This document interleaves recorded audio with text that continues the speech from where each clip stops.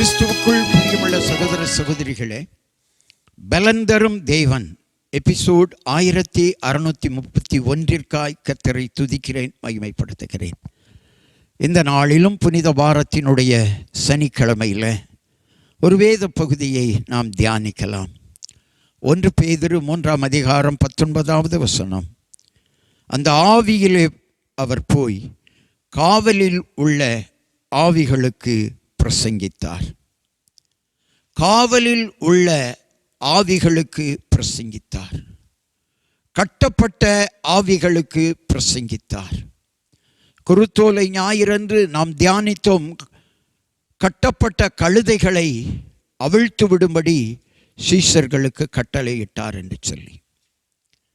இன்றைக்கு மனிதர்கள் கட்டப்பட்டிருக்கிறார்கள். சில மரித்தவர்கள் இயேசு வாழ்ந்த காலத்தில் இயேசு அந்த ஆவிகளிடத்தில் போய் பிரசங்கித்தார்.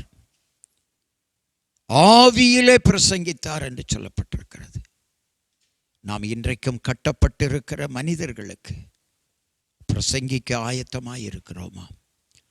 அவர்களை விடுதலை பண்ண ஆயத்தமாய் இருக்கிறோமா? ஆண்டவர் மூலமாய், வார்த்தைகள் மூலமாய், பிரசங்கத்தின் மூலமாய், சுவிசேஷத்தின் மூலமாய் கட்டப்பட்ட மனிதர்களை நாம் விடுதலை பண்ண ஆண்டவர் மூலமாய் நாம் ஊழியம் செய்வோம். கண்களை மூடி ஜெபிக்கலாம். எங்களை நேசிக்கிற நல்ல தகப்பனே, கட்டப்பட்ட ஜனங்களுக்கு எங்களை கொண்டு பயன்படுத்த போவதற்காய் ஸ்தோத்திரம். விடுதலை கொடுக்க போவதற்காய் நன்றி அப்பா. ஆண்டவருடைய கரங்களில் எங்களை கொடுக்கிறோம். கட்டவிழ்க்கிற பாக்கியத்தை எங்களுக்கு தாரும்.